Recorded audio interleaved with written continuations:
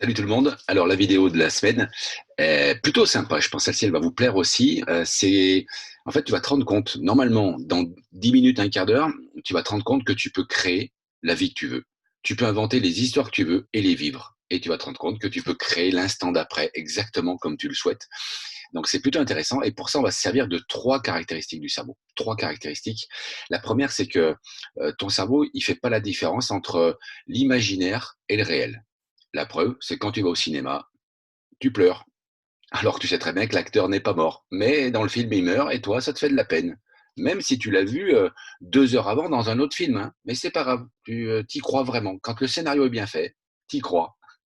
Ça peut paraître bête, mais c'est comme ça et ça, on va s'en servir.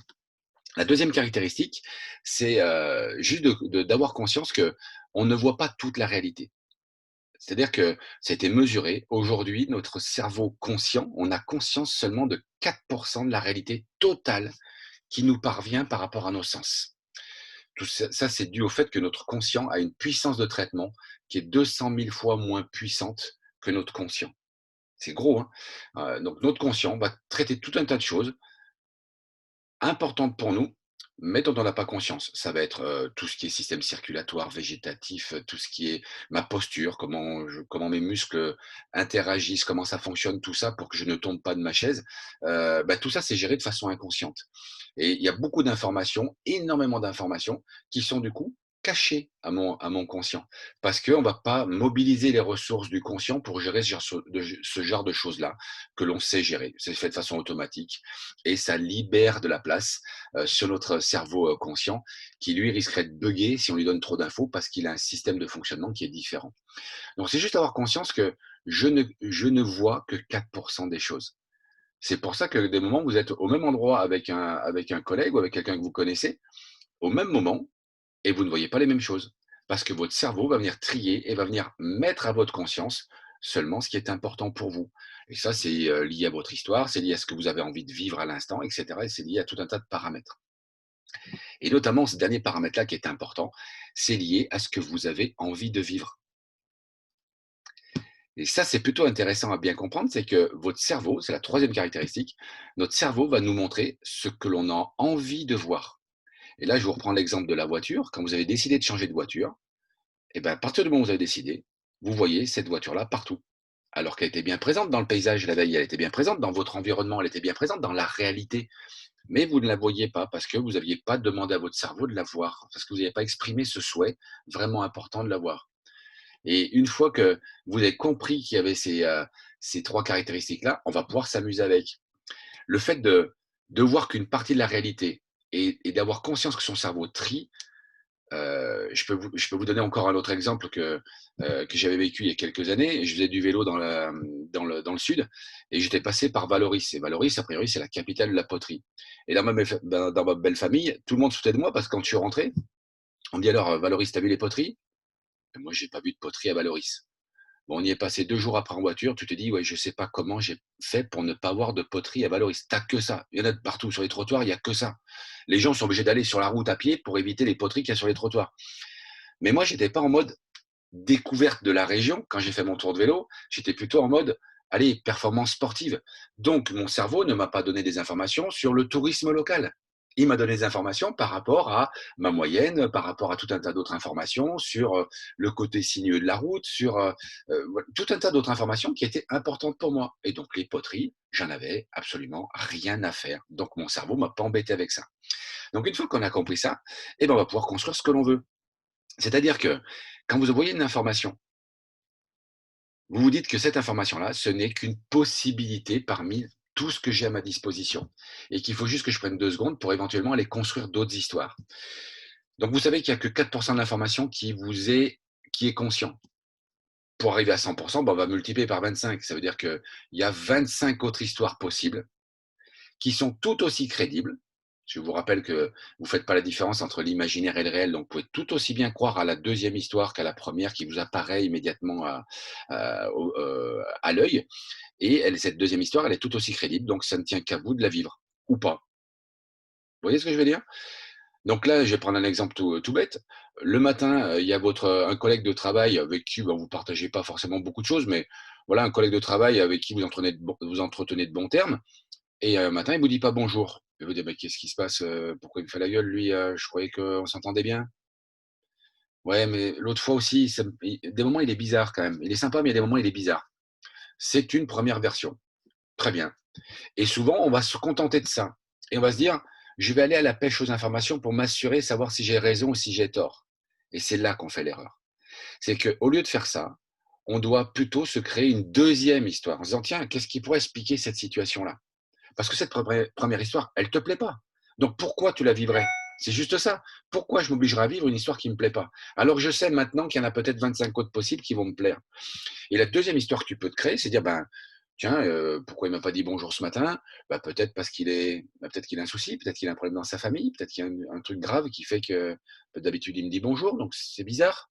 Voilà, c'est une deuxième histoire. Bon, elle te met peut-être pas tellement en joie pour lui, mais en tout cas, elle est peut-être plus vivable pour toi. Elle est plus agréable à vivre. Donc tu vas venir les comparer, tes histoires. Tu as peut-être une troisième histoire, tu vas dire: «Bah, tiens, il a peut-être fait la bringue hier soir, il est tellement la tête dans le pâté que, putain, le salaud, il m'a même pas invité hier, s'il a fait la bringue, oh, il faut que j'aille lui demander». Donc tu vas être dans une autre dynamique. Tu auras une quatrième histoire que tu peux, je sais pas, si, eh ben, il t'a dit bonjour, en fait. Mais il t'a dit bonjour au moment où toi, tu penses à autre chose. Où toi, justement, tu étais focus sur autre chose et tu as même pas vu qu'il t'a dit bonjour. Donc là, en fait, il est en train de faire la gueule, mais il fait la gueule parce qu'il pense que toi, tu es quelqu'un de mal poli. Ah tiens, c'est une autre histoire possible. Et le but du jeu, eh ben, ça va pas être d'écrire 25 histoires, c'est juste d'en prendre deux ou trois qui te semblent, mais il faut que le scénario soit bien fait, hein. C'est-à-dire qu'il faut que toi, tu y crois à ces versions-là. Tu vas avoir trois ou quatre versions devant toi et tu vas juste décider de choisir celle que tu as envie de vivre. Et quand tu as décidé de choisir celle que tu as envie de vivre, tu vas vraiment l'incarner, cette histoire. C'est-à-dire que tu vas vraiment y aller. C'est-à-dire si tu décides de vivre la première, eh ben forcément, tu vas aller voir l'autre. Alors, soit tu vas lui le dire de façon verbale en lui disant que c'est un gros con parce qu'il dit pas bonjour et que c'est pas normal, soit tu vas pas le dire de façon verbale, tu vas le dire de façon non verbale, mais tu vas avoir tout un tas de mimiques qui vont bien lui faire comprendre que ce qu'il a fait ce matin, ça t'a pas plu. Et en retour, comme tu cherches à avoir la preuve de ce que tu penses, en retour, ton cerveau va bien te montrer que tu as raison. C'est-à-dire, effectivement, qu'en te comportant comme ça, en face, tu risques d'avoir effectivement le comportement d'un gros con qui va t'envoyer bouler et tu vas pouvoir te confirmer ta version qui dit: «Bah, tu vois, j'avais raison. Non seulement il dit pas bonjour, mais en plus il se remet pas en cause quand je lui dis, il en a rien à f c'est vraiment un gros con. Tu as raison». Si jamais tu es dans la deuxième logique, dans la deuxième histoire, et ben, tu vas te rendre compte que quand tu vas aller le voir et que tu vas lui dire: «Tiens, ce matin, tu es passé devant moi, tu m'as même pas vu, tu as un souci, il y a un truc qui va pas, il y a dis-moi, je m'inquiète». Ça m'étonnerait qu'il t'envoie chier. Et même s'il t'envoie chier, même s'il dit: «Beh, de quoi je me mêle, je t'ai rien demandé», toi, tu es dans ton histoire. Donc tu vas dire: «Ah oui, non, tu m'as jamais parlé comme ça». Donc si effectivement tu en es là, c'est que bon, eh beh, écoute, je t'embête pas, ça me confirme bien que il y a il y a un petit souci. Écoute, je suis là, sache que je suis là, je t'embête pas plus, je te laisse. Et tu vas voir que en décidant de vivre cette histoire, tu vas emmener tout ton entourage, tout ton environnement, tu vas l'emmener là-dedans. Encore une fois, ne me crois pas. Et si tu ne me crois pas, continue de penser. C'est souvent la première histoire, c'est une histoire qui est pas sympa. Eh ben, continue de vivre l'histoire pas sympa. Tu vas voir, tu seras pas déçu. Tu vas te faire chier pendant toute ta journée parce qu'au départ, tu as juste mal interprété quelque chose ou tu as choisi, pardon, tu l'as pas mal interprété, tu l'as bien interprété, mais tu as choisi de vivre l'histoire dont l'interprétation n'était pas la plus sympa à vivre. Si je peux essayer de te convaincre, moi, sur mon métier, je dois cintrer des maillots de bain. Voilà, et je le fais plusieurs heures par jour, même en ce moment. Honnêtement, moi, je me lève pas le matin en me disant: «Waouh, je vais cintrer du maillot de bain, oh, ça me met la patate, je suis motivé». Non, ça me fait chier, mais royalement de cintrer des maillots de bain. Mais vraiment, il y a rien de passionnant là-dedans. Moi, si tu me dis toute ta vie, tu vas cintrer des maillots de bain, je demande tout de suite où est le gaz, hein, sérieux, hein. Mais c'est mon métier, donc à un moment donné, ça fait une partie de mon métier. Mais qu'est-ce que je décide de faire? Qu'est-ce que je décide de vivre? De vivre une histoire qui est: «Bon, bah, voilà, ça fait partie de mon métier, c'est comme ça, c'est le jeu, donc j'y vais». J'ai pas envie de vivre ça, j'ai pas envie de me faire chier dans ma journée à faire ça. Donc non, par contre, ce qui me plaît dans ma journée, c'est de discuter avec des gens, c'est de les conseiller, c'est de les renseigner, c'est de manager mon équipe, c'est d'être dans le partage avec eux. Et donc je vais décider le matin de dire: «Bah, qu'est-ce que je fais? Je vais être au service de mon équipe ou je vais plutôt être au service de mes clients?» Donc en fonction de ça, je vais déjà pas me mettre au même endroit dans mon rayon. Je vais pas me mettre au même endroit. Et là où je suis, je vais prendre des caisses, je vais prendre des cintres, je vais prendre des produits.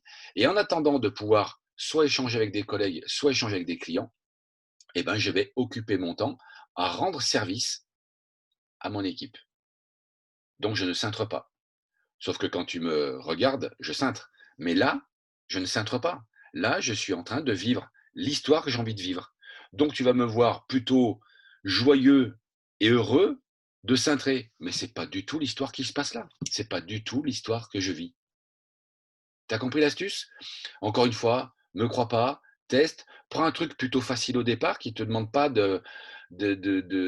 d'inventer des histoires trop compliquées ou une première histoire qui t'apparaît tellement vraie que tu ne vois pas d'autres histoires possibles. Commence pas par le marathon, commence par aller courir 200 mètres, tranquille.